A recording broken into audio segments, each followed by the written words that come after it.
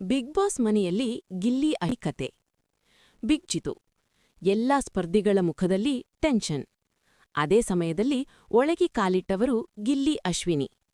ಕ್ಯಾಮರಾಗೆ ಕೈಬೀಸಿ, ನಾನು ಆಟಕ್ಕೆ ಬಂದಿಲ್ಲ, ಎಂಟರ್ಟೈನ್ಮೆಂಟ್ ಕೊಡಲು ಬಂದಿದ್ದೀನಿ ಎಂದು ಡೈಲಾಗ್ ಹೊಡೆದ್ರು.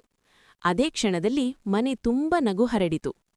ಮೊದಲ ದಿನವೇ ಬಿಗ್ ಬಾಸ್ ಘೋಷಿಸಿದರು, ಇಂದು ನಿಮ್ಮ ಮೊದಲ ಟಾಸ್ಕ್, ಜಗಳವಿಲ್ಲದೆ ಊಟ ತಯಾರಿಸಬೇಕು. ಎಲ್ಲರೂ ನಗಿದರು. ಆದರೆ ಅಶ್ವಿನಿ ಸೀರಿಯಸ್ ಆಗಿ ಕಿಚನ್ಗೆ ಹೋದರು. ಏಪ್ರಾನ್ ಹಾಕಿಕೊಂಡು, ಇಂದು ಗಿಲ್ಲಿ ಸ್ಪೆಷಲ್ ಕುಕಿಂಗ್ ಶೋ ಎಂದರು. ಅಶ್ವಿನಿ ಸಾಂಬಾರಿಗೆ ಸಕ್ಕರೆ ಹಾಕಿದರು, ಟೀಗ ಉಪ್ಪು ಹಾಕಿದರು.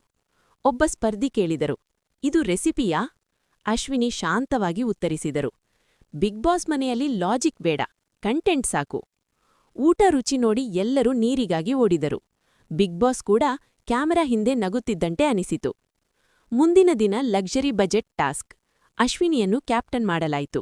ಆದರೆ ಅವರು ಟಾಸ್ಕ್ ಆರಂಭಿಸುವ ಬದಲು ಪ್ರೇರಣಾದಾಯಕ ಭಾಷಣ ಶುರು ಮಾಡಿದರು. ಜೀವನದಲ್ಲಿ ಸೋಲು ಗೆಲುವು ಮುಖ್ಯವಲ್ಲ, ನಗು ಮುಖ್ಯ.